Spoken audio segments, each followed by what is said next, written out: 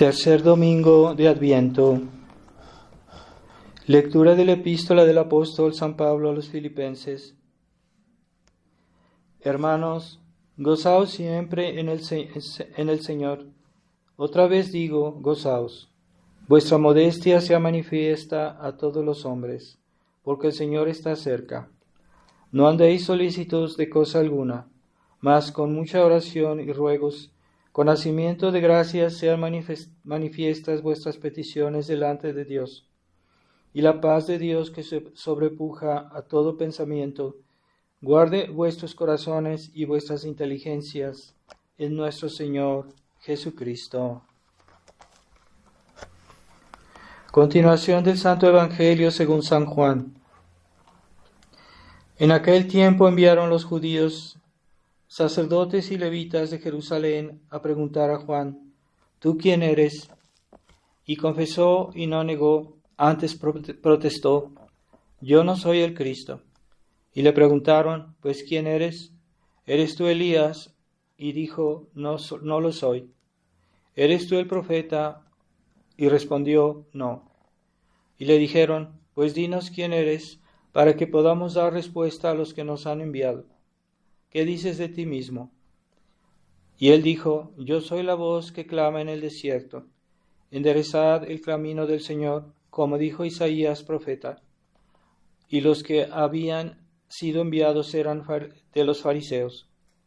Y le preguntaron y le dijeron: Pues ¿por qué bautizas si tú no eres el Cristo, ni Elías, ni el profeta? Juan les respondió diciendo: Yo bautizo en agua, mas en medio de vosotros está uno a quien vosotros no conocéis.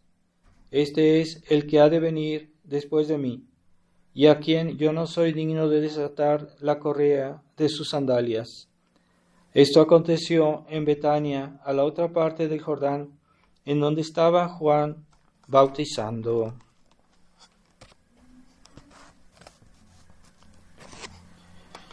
En el nombre del Padre, del Hijo y del Espíritu Santo. Amén. Ave María Purísima. Sin pecado concebida. Estimados hermanos, estamos en el domingo Gaudete, es el tercer domingo de Adviento, que es en el cual se usan los ornamentos color rosa, así como en Cuaresmas, en el domingo Letare se usa también. En este tiempo de penitencia, a veces también Dios quiere que tengamos momentos de alegría, y por eso el color rosa es un intermediario entre el violeta y el blanco, así que es un tiempo de penitencia, pero con mezclado con una cierta alegría. En nuestro caso es la venida próxima del Mesías, la venida próxima por el anuncio de San Juan Bautista, que él preparó los espíritus prácticamente poco tiempo antes, ¿verdad?, de que Jesucristo se manifestara públicamente. Y así que es un momento, a pesar de todo, que San Juan Bautista hizo mucha penitencia, fue un ejemplo de penitencia, pues de todos modos él nos da una gran noticia, una gran anuncio, y es la venida del Mesías. Entonces San Juan Bautista, como era un santo muy humilde, y por lo mismo muy grande, entonces él no solo deseaba dejarle lugar a nuestro Señor, y por eso cuando nuestro Señor ya se manifestó, entonces San Juan Bautista se eclipsó, por decirlo así, y ya envió a los que eran sus discípulos, se los envió a nuestro Señor para que se volvieran los apóstoles, ¿verdad? Entonces San Juan ya dijo: bueno, ya he hecho mi misión,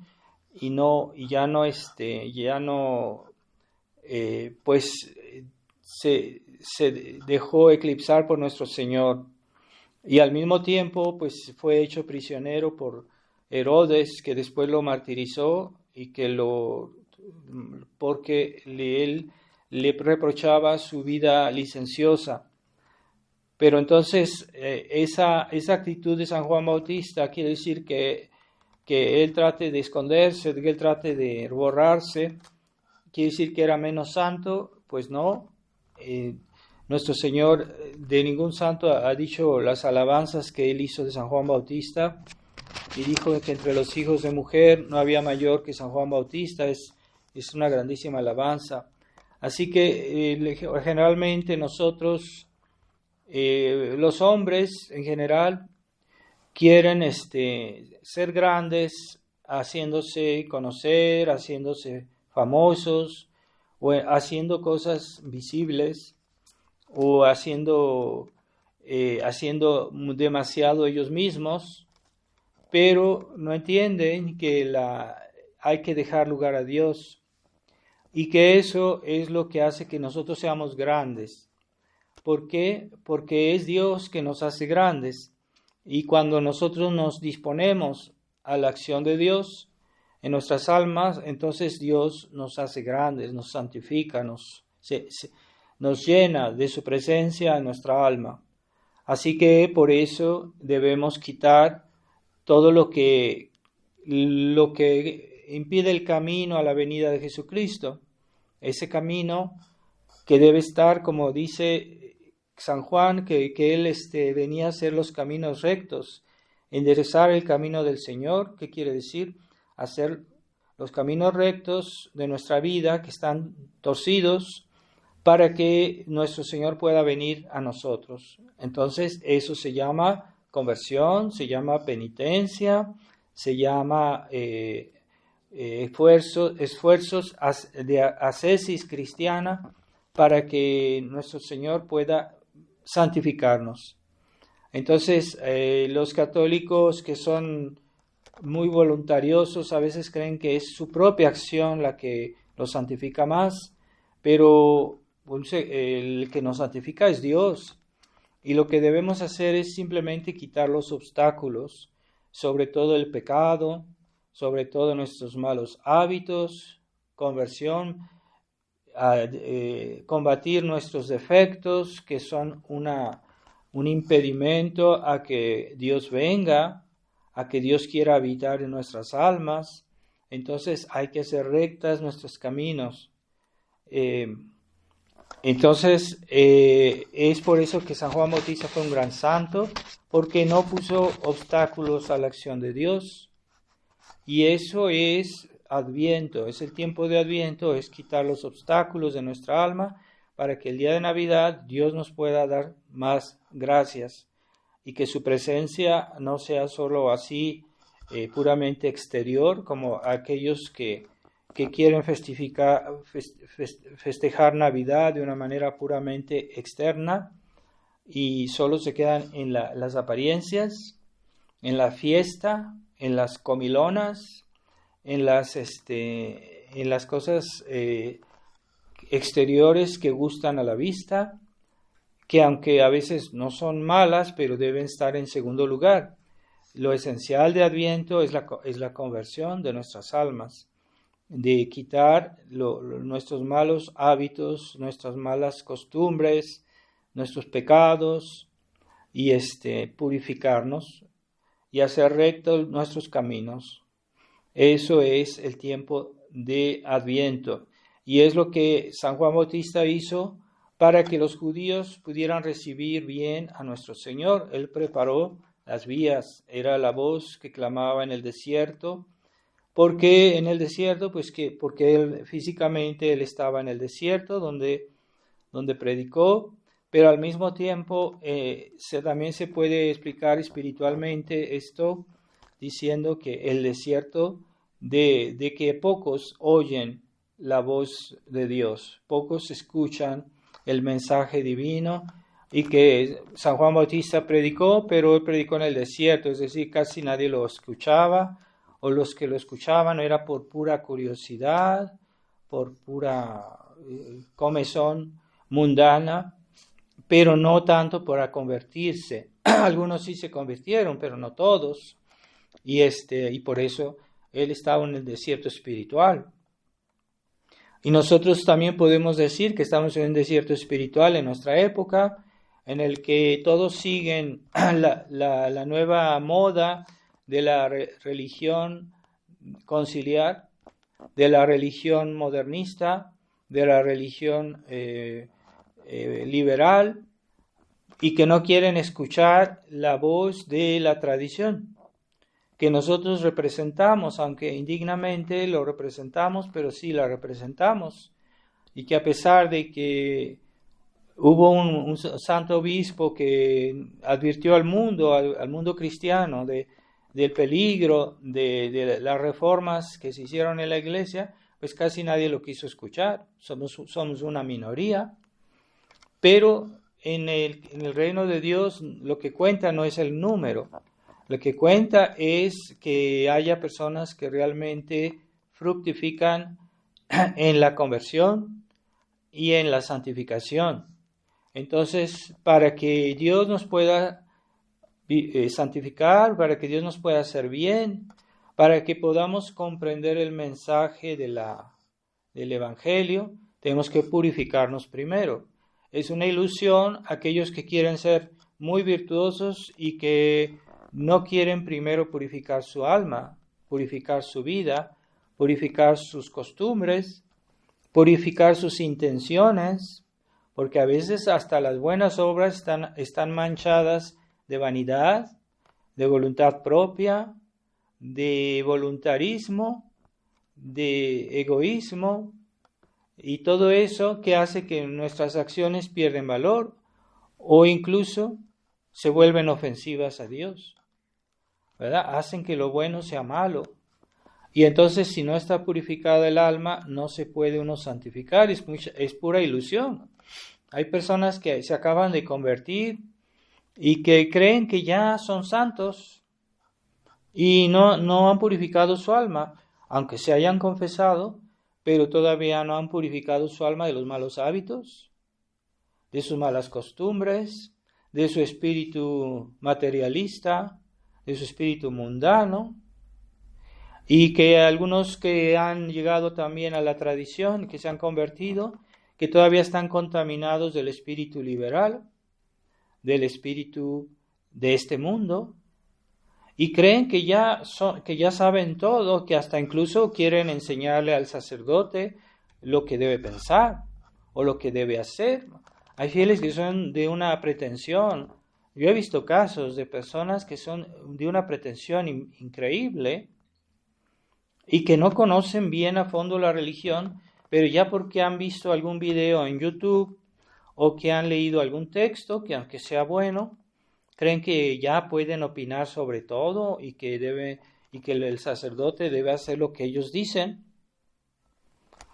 o lo que ellos opinan, o que el sacerdote debe ser lo que según ellos debe ser un sacerdote, y no saben lo que a veces tienen un concepto mundano de lo que es un sacerdote. Y hay mucha gente que les quiere decir al sacerdote que esto está bien o que cómo debe portarse para ser un buen sacerdote, y están equivocados. Están muy equivocados. Entonces, antes de llegar a ser un buen tradicionalista, un buen católico, hay que purificar el alma, hay que purificar nuestros caminos. Y hay que hacer penitencia, pero no es suficiente. Hay que tratar de limpiar la inteligencia, limpieza de la inteligencia. Cuando alguien llega a una casa, ¿qué hace? ¿Qué es lo primero que hace? Es limpiar la casa. Pues así también, si hay personas que se convierten a la fe, al catolicismo, o incluso católicos que se convierten a la tradición, lo primero que tienen que hacer es la limpieza de su casa. Y de purificarse todas esas ideas que ellos traen cargando del mundo y que a veces ni cuenta se dan. Están contaminados de espíritu liberal, están contaminados del orgullo que fluye hoy en la sociedad moderna, y creen que pueden conciliar este orgullo, esta sabiduría del mundo materialista y liberal, democrático, creen que pueden conciliar eso con la vida cristiana. Y es un error, no se puede conciliar, porque además no ven dónde está el problema. Entonces, una persona, un convertido, es por definición, debe ser por definición una persona humilde, que está ahí no para enseñar, sino para ser enseñado y para convertirse, para ser ayudado, no para ayudar y para decidir, sino para escuchar y obedecer. Para eso están ahí los que se convierten. Y necesitan mucho tiempo para purificar su alma y su inteligencia de toda esa mentalidad moderna. Pero no basta que recen, no basta que vengan a misa, no basta que quieran, tengan un buen deseo de portarse bien, sino que deben instruirse, deben leer buenos libros de instrucción religiosa católica, para que puedan ejercer su vida cristiana bien y para que puedan saber dónde está el mal, ¿verdad? Es como un doctor que quiere curar las enfermedades, pero que no ha leído, que no ha estudiado en los libros. ¿Y cómo va a saber dónde están las enfermedades? ¿Cómo va a saber en qué consisten las enfermedades? ¿Cómo va a saber cómo curarlas si no ha estudiado, si no ha leído? Es un falso doctor, es un impostor. Pues así, los católicos que creen que ya porque se confesaron y que vienen a misa que ya saben todo. Y es un error. Se necesita la humildad, ¿verdad?, para recibir.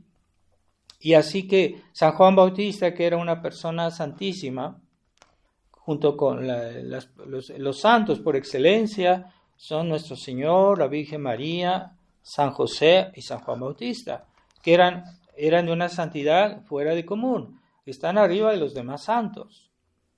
Tienen una vida inocentísima, mientras que hoy no sabemos lo que es la inocencia. La gente ya no sabe qué es la inocencia. Por eso no aprecia el respeto que se debe tener a los niños, ¿verdad? Porque ellos son inocentes. Pero San Juan Bautista, San José eran inocentísimos, es decir, que una vida de una pureza fuera de lo común, y que estuvieron cerca de nuestro Señor, cerca de la Virgen María. ¿Qué más se puede pedir? Entonces, ese ejemplo de San Juan Bautista, de penitencia, de oración, de ayuno, de aislamiento, vivir en el desierto, no es cómodo vivir ahí. Entonces, es él que no tenía pecados que decir. En todo caso, nos dio el ejemplo de que de nosotros debemos hacer. Así como Jesucristo también hizo penitencia, pero no tenía por qué hacer penitencia. No tenía pecados. La Virgen María fue al templo después del nacimiento del niño Jesús porque había una ceremonia de purificación, pero la Virgen María no tenía necesidad de purificarse. Ella era más limpia que el templo a donde fue. Era más limpia.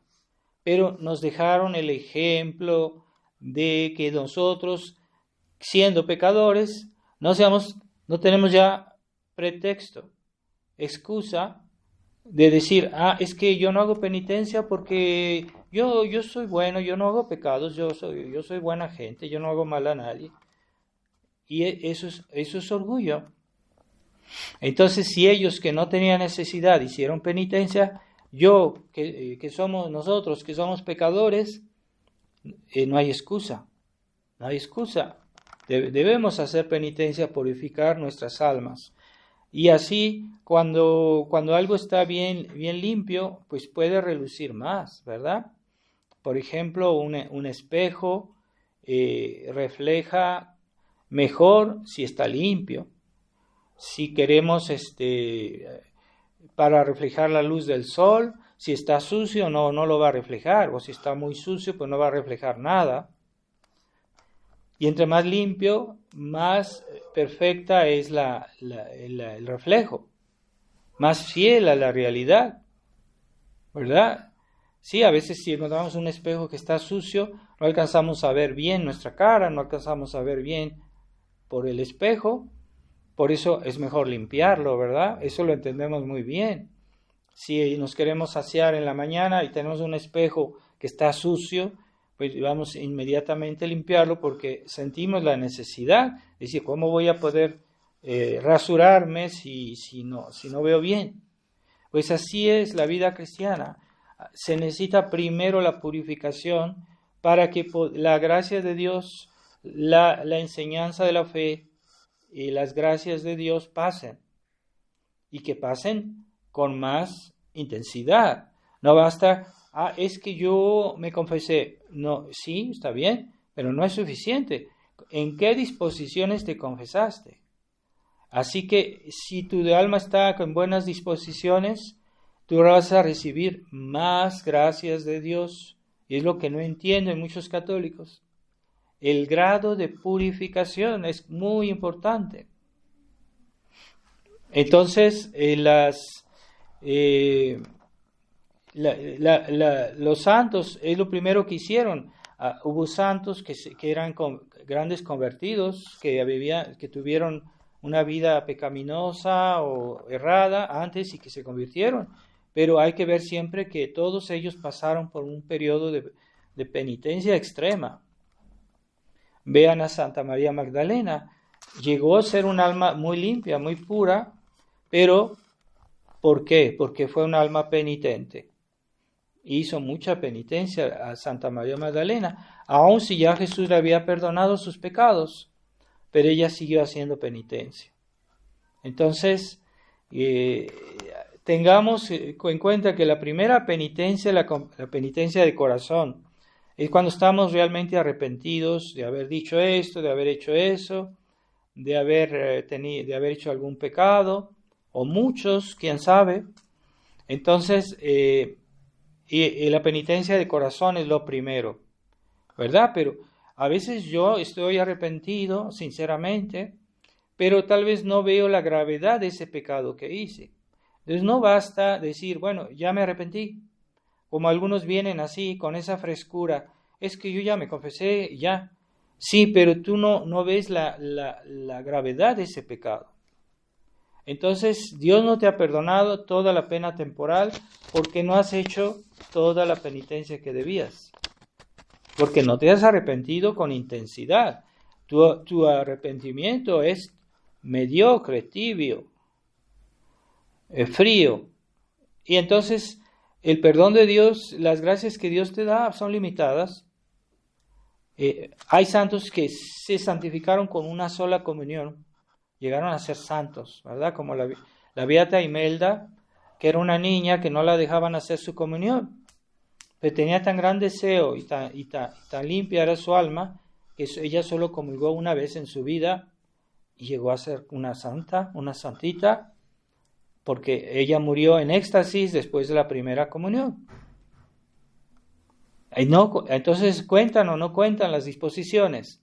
Claro que sí cuentan. No basta hacer el hecho, es que yo he comulgado 1000 veces, yo he ido a misa 2000 veces, yo he recitado el rosario. Sí, pero ¿con qué disposiciones? Si lo haces bien, vale más. Y si asistes bien a la misa como debe ser, vas a recibir muchas más gracias de Dios. Depende de tu fe, depende de tu estado de ánimo, de la pureza de tu alma, la pureza de tus intenciones, el rechazo absoluto del mal, el rechazo absoluto de tus pecados. ¿Es realmente auténtica tu conversión? ¿O todavía conservas tus malos hábitos y todavía tienes afecto por aquello que dices que has destruido, que has quemado, ¿no? Pero en realidad no, le guardas afecto a esos pecados que ya confesaste. Si pudieras, lo volverías a hacer, porque tienes un afecto a eso, no has purificado bien tu alma.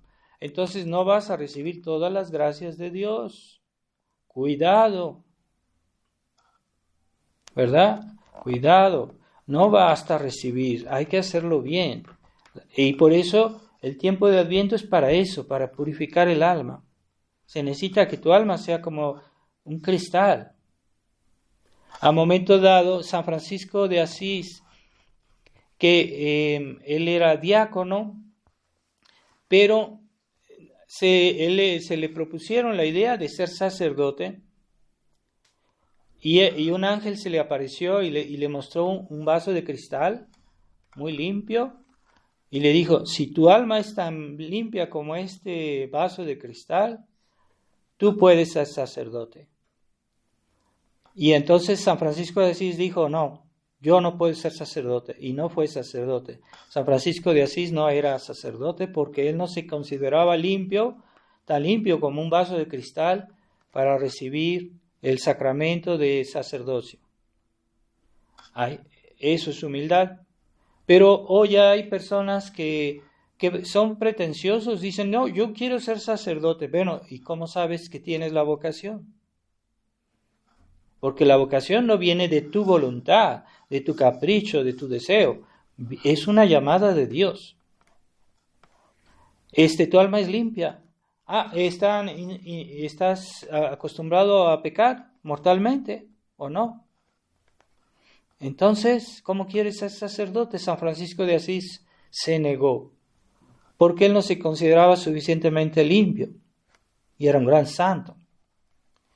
Y así también nosotros, los católicos que reciben la Sagrada Eucaristía, y lo hacen con esa ligereza, que a veces están distraídos en la misa, no se preparan bien a recibir la Eucaristía.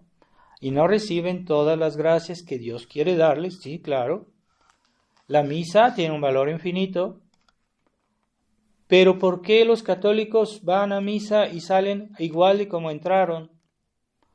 Porque no tienen las buenas disposiciones. Esas disposiciones son muy importantes. Le estás haciendo obstáculos a la acción de la gracia que viene en la misa. Le estás poniendo obstáculos por tu vanidad, por tu amor propio, por tu ambición, por tu espíritu liberal, por tu espíritu tibio, y todo lo que se pueda imaginar uno, que muchas personas viven eso y no se dan cuenta. Dicen, no, es que yo soy buena gente, yo no hago mal a nadie. Se creen santos, se ven tan puros como la Virgen María. Yo tuve el caso de una mujer que no me quiso dar ningún pecado porque según ella en su vida no había hecho nunca nada malo a nadie. Y yo le tuve que negar la absolución porque ella no tenía pecados. Entonces la absolución se da sobre los pecados, ¿verdad? No se puede dar la absolución a alguien que no tiene pecado. Entonces si ella no reconoció ni siquiera un pecado venial, en toda su vida no había hecho ni un pecado venial. ¡Qué soberbia! ¡Qué orgullo! ¡Qué arrogancia! Hay católicos que se creen santos, como la Virgen María. Casi hay que ponerlos en el altar de la Inmaculada Concepción. Vamos a ponerlos en un altar donde está la Virgen de la Inmaculada Concepción, porque son limpios de toda falta. No ven sus males, no ven esa ceguedad.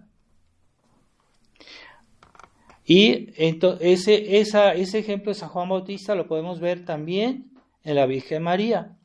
Y precisamente anteayer celebramos la fiesta de Nuestra Señora de Guadalupe, Reina de México, Emperatriz de América, que vino enviada de Dios, porque la Virgen no hace todo como ella quiere, ¿verdad? No es una persona individualista, independiente, voluntarista, no. Era la voluntad de Dios. Ella vino a la tierra para comenzar la conversión de una gran nación, que es México. Y ella puso las bases para que este país fuera grande. Pero ¿qué encontró? Pues un país inmerso en el paganismo. Los españoles habían logrado la conquista, pero los indios no se querían convertir. Se convirtieron unos cuantos, unos miles, pero la gran mayoría no quería convertirse. Y la Virgen María estaba, pues ya, ella misma alentó a los soldados españoles porque después de la batalla de la noche triste, estaban muy desanimados y la Virgen se les apareció, y la Virgen de los Remedios se les apareció a unos soldados españoles y les dijo que no se desanimaran y que continuaran. Quiere decir que la Virgen María estaba por la conquista, aunque le pese a los indigenistas, aunque les pese a los que promueven el paganismo antiguo y que no quieren que dicen que la conquista fue una pura maldad. Y no, los españoles venían sobre todo para convertir a los indios y hacerlos católicos. Y entonces, pero la Virgen se les apareció. Y hubo batallas en la cual se veía que los indios lanzaban flechas contra los soldados españoles y las flechas regresaban, se volvían contra los indios. Hubo batallas milagrosas también en la conquista. Así que no le atribuyan siempre a los españoles la mala intención de que venía a buscar el oro, que venía a buscar la plata. Y que no, era la voluntad de Dios que México se convirtiera, pero los esfuerzos humanos no son suficientes, entonces se necesita la intervención divina, porque ya una vez que la Ciudad de México fue conquistada, pues Hernán Cortés trajo misioneros franciscanos para que convirtieran a los indios, y algunos sí se convirtieron, pero no todos, y la gran mayoría no quería convertirse. Entonces la Virgen María vino de parte del cielo para complementar la obra humana, los actos de los buenos cristianos españoles que venían, que querían convertir a los indios, pero que no podían, porque lo que convierte en realidad las almas no es nuestro esfuerzo, es la gracia de Dios. Entonces, para que quedara claro que esa conversión venía del cielo, no de los hombres, entonces la Virgen María vino a complementar la conversión. Y entonces cuando se apareció en el Tepeyac, después los indios se convirtieron en masa. Y en el mismo tiempo y con el mismo número de misioneros, se multiplicó por 10 las conversiones. De 1521 a 1531, pues hubo muy pocas conversiones. Pero de 1531, que fue cuando se apareció Nuestra Señora, a 1541, se multiplicó por 10 las conversiones. Y de ahí siguió toda la conversión de la gran mayoría de los indios.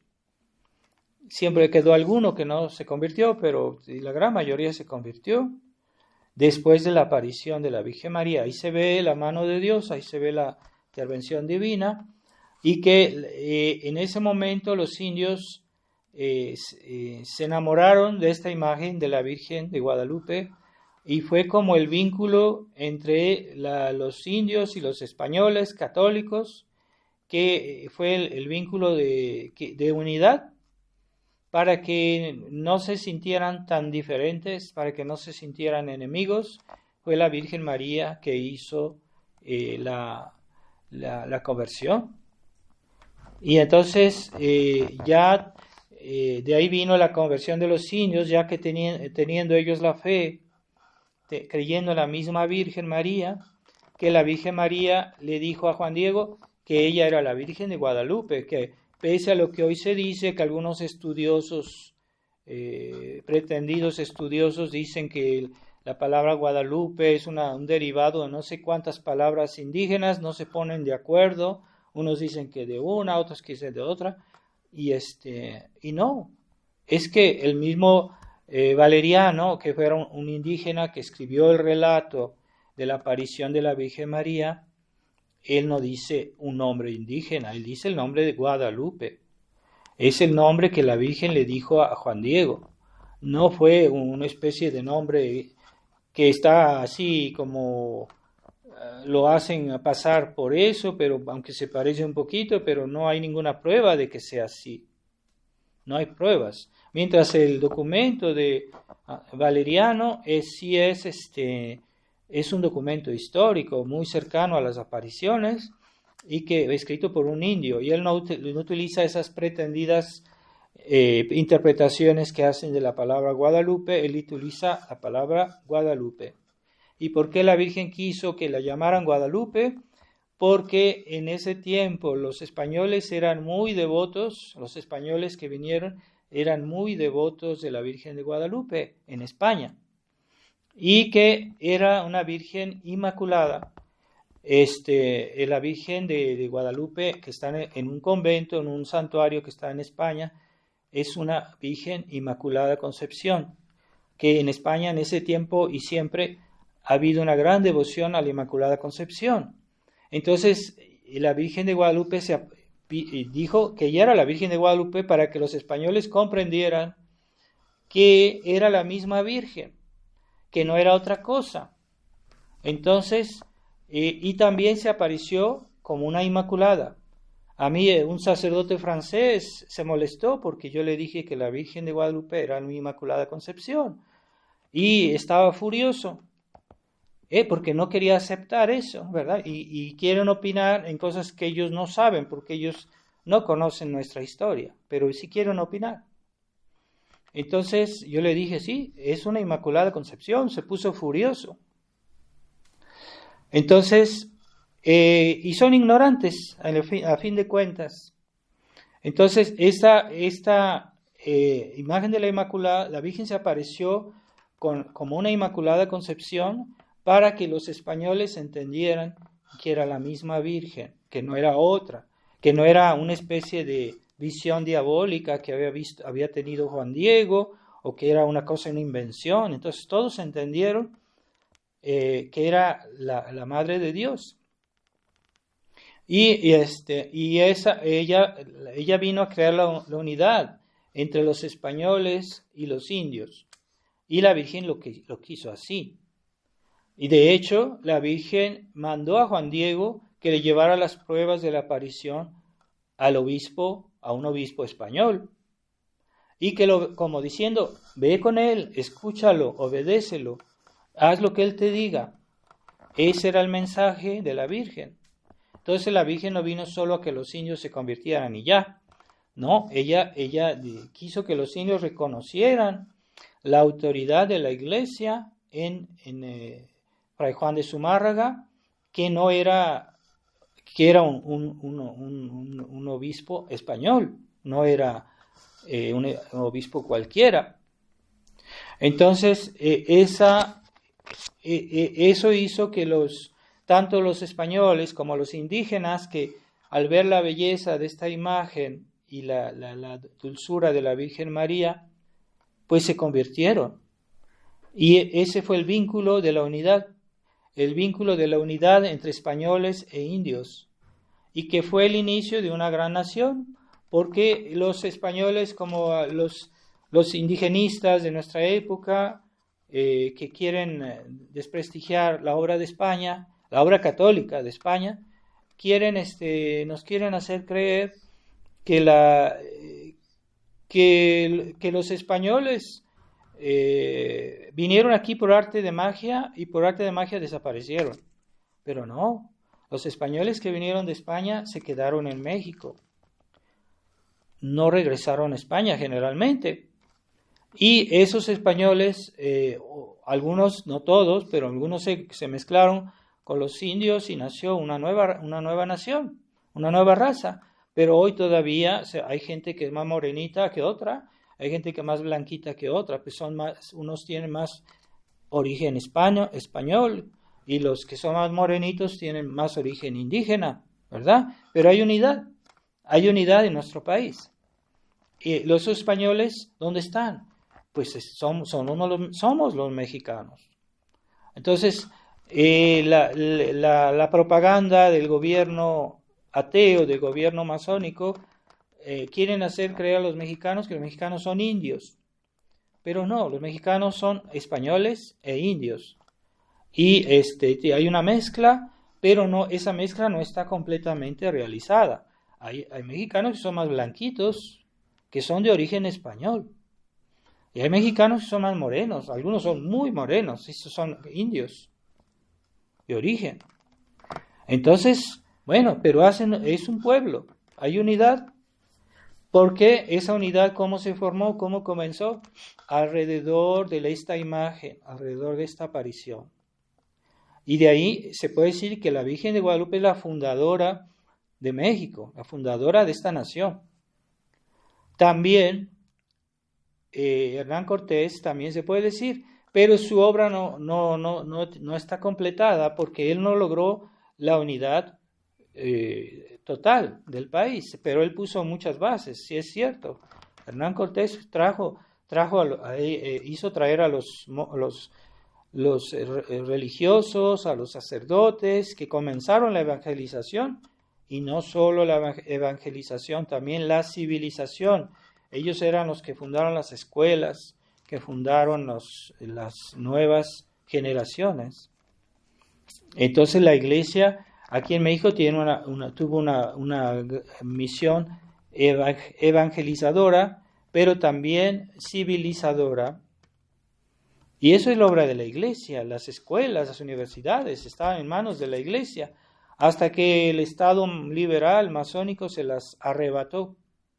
Cuando les arrebató a la iglesia también las escuelas, los hospitales, las obras de beneficencia. ¿Y qué hacen de eso ellos ahora? Ahorita matan a la gente de hambre, matan a la gente que no hay medicinas, que el gobierno liberal no les quiere dar medicinas y es un servicio pésimo. Mientras que en el tiempo del virreinato, pues los hospitales eran gratuitos y había muchas cosas que la iglesia daba gratuitamente para el bien de los indígenas y de los españoles. Así que México es español, que no digan que somos indios. México es español antes que todo, porque la cultura cristiana vino de España, vino de Europa, la cultura cristiana, no la cultura nada más, cultura y punto, ¿no? Porque hoy hay un movimiento que nos quieren hacer creer que la hispanidad es una gran cosa, pero hacen omisión completo de la influencia de la religión en la formación de la cultura hispánica, es decir, de todo lo que es la América española y España, que de ahí viene toda la cultura católica hispánica. Que no es una cultura y punto, no, es una cultura católica.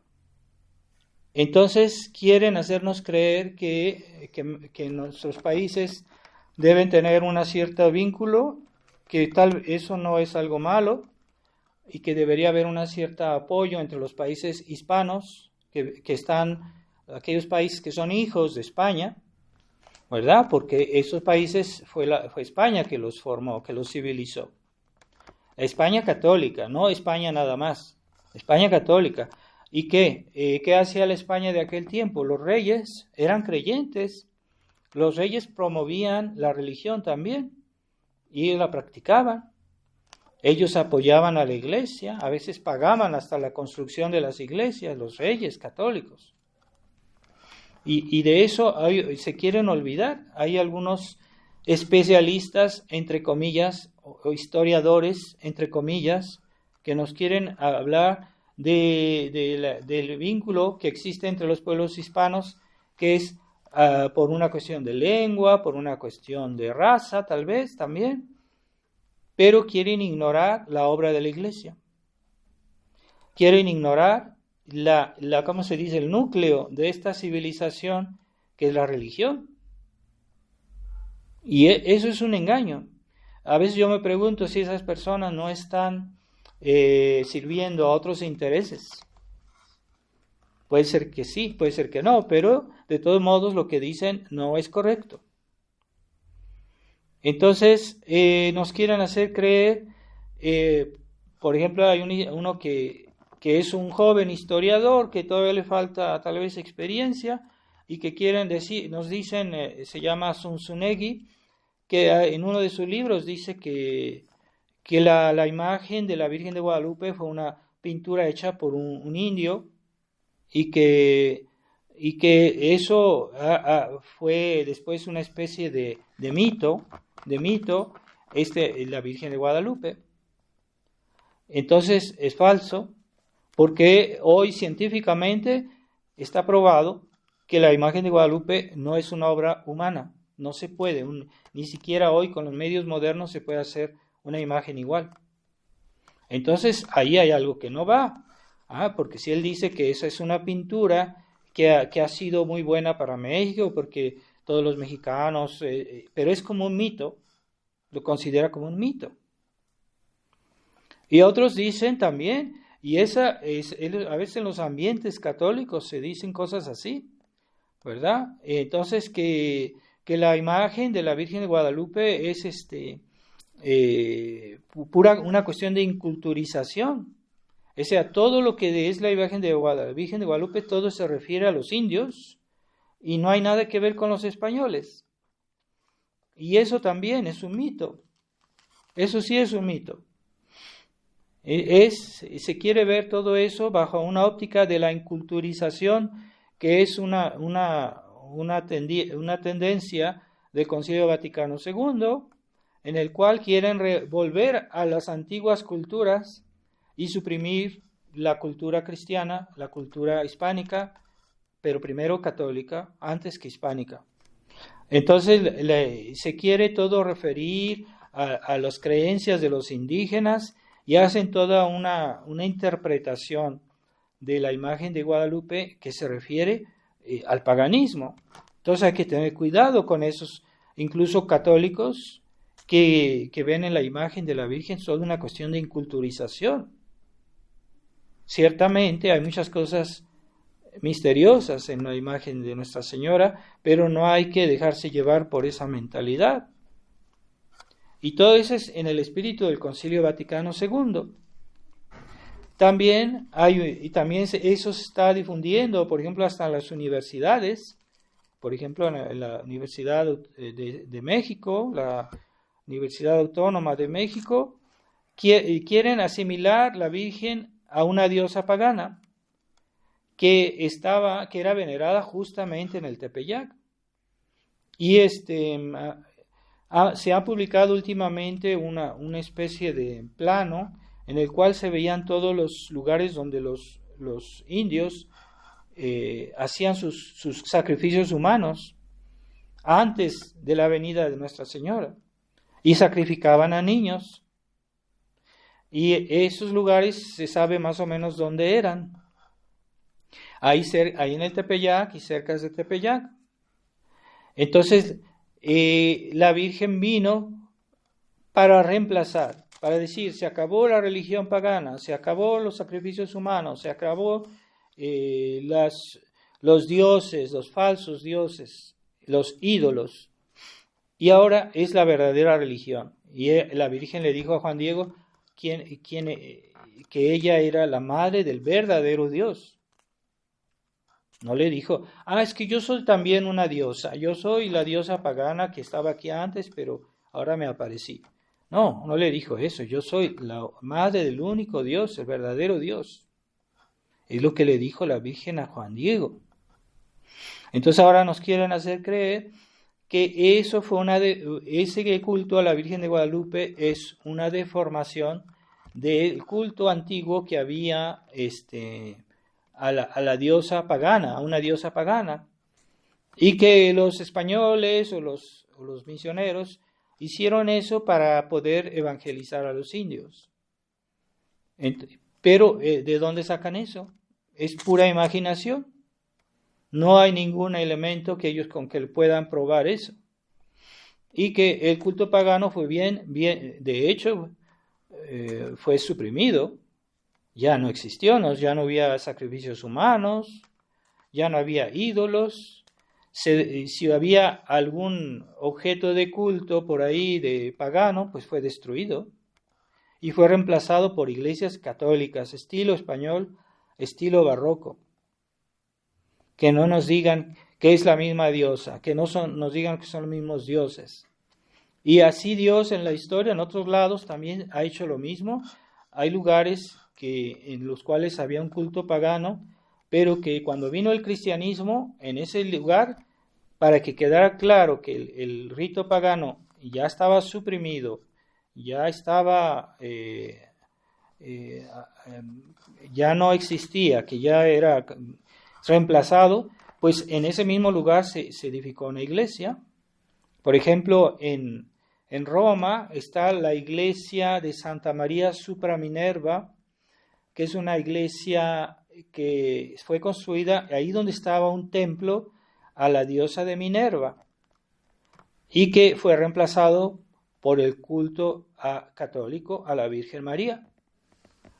Por eso se dice sopra Minerva, que es decir, arriba de Minerva. No Minerva, sino arriba de Minerva. Entonces se reemplazó, ¿verdad? Y así también la Catedral de México fue construida sobre las ruinas de los templos paganos, o así como está también cerca de Puebla, también hay una gran pirámide arriba de la cual se construyó una iglesia. Y así se procedió para suprimir el antiguo culto. Entonces la Virgen María vino a fundar, a sembrar la fe de una manera sólida y estable. Y eso es lo que ha dado la mayor unidad a nuestro país, de nuestra identidad nacional, es eso. Y que a pesar de que han querido destruir el catolicismo en México, los judíos de Estados Unidos, los Rockefeller, toda esta gente que han promovido el protestantismo en México, no han podido, porque a pesar de todo sigue siendo actualmente el 90% de la población de México es católica, aunque son de esos católicos un poco debilitados por el modernismo, por la Iglesia Conciliar, pero sí se reconocen guadalupanos y siguen yendo a ver a Nuestra Señora, y eso les pesa a los enemigos de Dios, les duele en el alma ver que todavía la Basílica en México, donde está la imagen, se llena de gente, todas las fiestas de la Virgen de Guadalupe, y que mucha gente de todo el país va. Eso les duele en el alma, porque la Virgen María todavía está presente con la gracia de Dios. Y porque ella vino a que los indios y que también los españoles sirvieran al verdadero Dios y que siguieran honrando a la Inmaculada. Entonces, esa es la obra de la Virgen María, que a pesar de toda la persecución que ha habido en México, a pesar de la persecución en la educación, en la que a los niños les enseñan que no hay Dios, y que les enseñan a ir contra la moral, y que les enseñan el liberalismo, pues a pesar de todo siguen siendo guadalupanos. Eso es un milagro histórico. En otros países sí han logrado los enemigos del cristianismo, especialmente en Estados Unidos, por ejemplo, en países como Guatemala y otros países han logrado que más gente se haga protestante y los financian y les dan mucho dinero para que difundan el protestantismo, ayudan a la gente, etc. Pero en México no lo han logrado en esa dimensión, porque sí hay protestantes también en México, pero será que un 10%, pero no logran ir más allá. Entonces, esa es la obra de la Virgen de Guadalupe. Ella nos vino a traer a Dios. Yo soy la madre del verdadero Dios, mediadora de todas las gracias. Cuando ella se apareció, Juan Diego ya relató, dijo, pues, cuando vi a la Virgen, todo lo que estaba alrededor de ella se volvía como piedras preciosas, se volvían y nacían rosas, ¿verdad? Y todo eso es porque la Virgen, por su presencia, nos atrae las bendiciones de Dios, y las piedras secas y áridas se convierten en piedras preciosas. ¿Qué quiere decir eso? Las almas de pecadores, las almas de los paganos, por la acción de la Virgen, por la mediación de la gracia de la Virgen, hizo que esos paganos que eran como rocas secas y estériles se convirtieran y hicieran hijos de Dios, buenos cristianos. Entonces se volvieron en piedras preciosas, ¿verdad? Y también cuando la Virgen le ordenó a Juan Diego a llevar las rosas, escogió rosas y como prueba de que ella era la que estaba ahí. Y esas rosas que nacieron también en un lugar árido, pues son un milagro y también simbolizan las almas de los buenos católicos que iban a nacer en una tierra estéril, que era estéril porque era pagana, porque era idólatra, porque era caníbal, que vivía en la edad de piedra. Que no nos cuenten cuentos que la cultura de los indios era superior a la cultura cristiana, nada que ver, porque ellos ni siquiera conocían la rueda, ni siquiera podían trabajar los metales, no tenían el nivel de artesanía que hoy tienen muchos indios y que dicen, no, es que los indios hacen esto. Sí, pero ¿quién les enseñó esos artes? Fueron los misioneros, los monjes, los sacerdotes. Entonces, todo eso viene junto y es la obra de la Virgen María. Y así como San Juan Bautista, ella prepara los caminos para que las almas se conviertan y que se llenen de Dios, que se vuelvan piedras preciosas, que se vuelvan rosas. Y ella prepara los corazones porque ella nos ayudó en México, ayudó a los indios a convertirse, a hacerse cristianos. Y a los españoles, pues, a hacerse mejores cristianos, ¿verdad? Porque ya ellos ya eran cristianos. Entonces, que México es una nación que es española y indígena. México es español, que le pese a algunos franceses que no les gusta que les digan eso, ellos creen que Francia es todo, y no es verdad. Algunos sacerdotes que yo he conocido en la fraternidad que son así, y no es verdad. Y aquí la grandeza de México no la hizo el clero francés, la hizo el clero español. La grandeza de nuestra nación fue edificada con el trabajo del clero español, con la tradición católica española, que aunque pese a algunos, pero es así. Entonces una vez la fraternidad no querían celebrar la fiesta de la Virgen de Guadalupe con ornamentos azules. Y yo le decía a los sacerdotes, pero como dije, se ofendió, porque le dije, el azul es para la Inmaculada Concepción, por eso cuando es la fiesta de la Virgen de Guadalupe se usan ornamentos azules. Y entonces él se hizo el ofendido, ¿verdad? Entonces nosotros debemos mantener esta devoción, pero la verdadera devoción es imitar. Hay personas que dicen, es que yo tengo mucha devoción por un santo, pero no lo imitan. Entonces tú no eres un falso devoto. Si tú no imitas al santo que tú veneras, eres un falso devoto. Entonces hay que imitar la humildad de la Virgen María, que es la que fue, por la que Dios nos quiso enriquecer.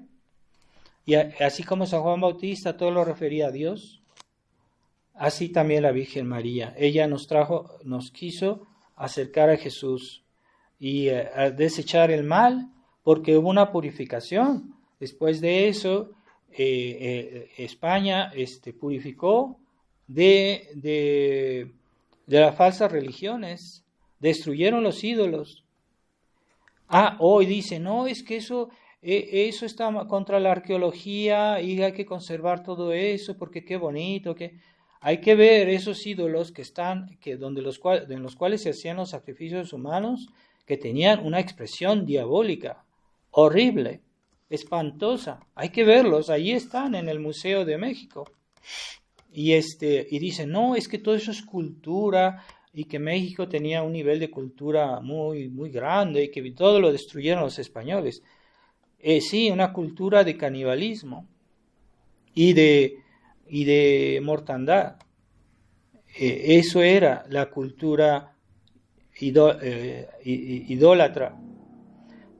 Entonces, tengamos en cuenta que la Virgen María, con sus oraciones, con su discreción, transforma las almas y hay que acercarse a ella porque ella es el canal de todas las gracias, ella es el puente entre el cielo y la tierra, la mediadora universal, que aunque pese al Papa León, que ya están negando esas cosas, que les pese, pues es así. Y de hecho, aquí en México tenemos pruebas históricas, ¿verdad? Y que a pesar de toda la persecución y de todos los males que aquejan nuestro país, de todos modos México sigue siendo católico, aunque sí, los católicos son muy ignorantes, hay uno muy elemental, pero por lo menos creen en el dogma católico. Como decía la Virgen a los niños de Fátima, les dijo, en Portugal siempre se creerán en el dogma de la fe, en el dogma, o sea, es una cosa, es decir, que yo creo así en mi fe católica, aunque no conozco bien toda mi religión, aunque yo no conozco bien todo como los dogmas de nuestra religión, todos los detalles, pero yo creo en el dogma de la fe católica. Y es la Virgen prometió que en Portugal siempre se creería en el dogma de la fe, así. Y pienso que en México es lo mismo, que aunque los católicos estén muy desamparados y muy perseguidos y muy ignorantes, se cree en el dogma de la fe. O sea, que los católicos creen en Dios, creen en la Virgen María, creen en la Iglesia de una manera general, pero no saben explicar todos los detalles y a veces están ahí planeando. Entonces, bueno, Dios por lo menos, si una persona sigue teniendo la fe, se puede salvar. Mientras aquellos que no tienen nada de fe, pues no, están en peligro de condenación. Entonces vamos a pedirle a Nuestra Señora, Reina de México, Emperatriz de América, que nos salve de todos los peligros que nos acechan en este tiempo y que cada día el demonio se siente más poderoso y cree que tiene todo poder. Y los enemigos de Dios que han tomado el poder en México, no solo en el gobierno político, sino también en la iglesia. En la iglesia ya hay muchos sacerdotes y eclesiásticos que son masones, que ocultamente adoran a Satanás. Entonces es una pena. Entonces, a pesar de todo, pues la gente sigue teniendo fe, y eso es una bendición. Dios sacará algún día a nuestro país del fango, eso lo esperamos y lo pedimos por medio de Nuestra Señora, mediadora de todas las gracias y corredentora, Nuestra Señora de Guadalupe. Ave María Purísima, sin pecado concebida. Nuestra Señora de Guadalupe, salva nuestra patria y conserva nuestra fe. Nuestra Señora de Guadalupe, salva nuestra patria y conserva nuestra fe. Nuestra Señora de Guadalupe, salva nuestra patria y conserva nuestra fe. En el nombre del Padre,